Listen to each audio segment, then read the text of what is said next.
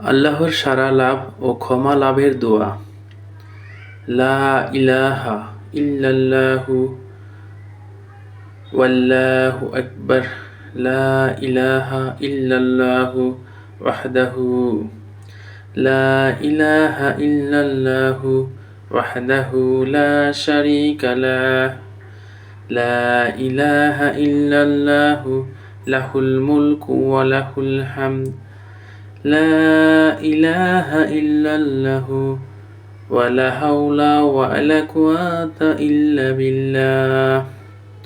আল্লাহ ছাড়া কোনো মাবুদ নেই এবং আল্লাহ সর্বশ্রেষ্ঠ। আল্লাহ ছাড়া কোনো মাবুদ নেই, তিনি একক। আল্লাহ ছাড়া কোনো মাবুদ নেই, তিনি এক, তার কোনো শরিক নেই। আল্লাহ ছাড়া কোনো মাবুদ নেই, রাজত্ব তারই এবং প্রশংসা তারই। আল্লাহ ছাড়া কোনো মাবুদ নেই, কোনো অবলম্বন নেই, কোনো ক্ষমতা নেই আল্লাহর সাহায্য ছাড়া।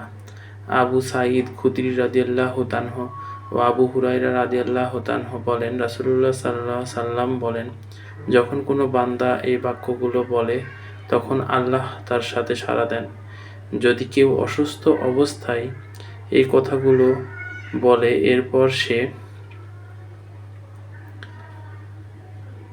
মৃত্যুবরণ করে তবে আগুন তাকে স্পর্শ করবে না।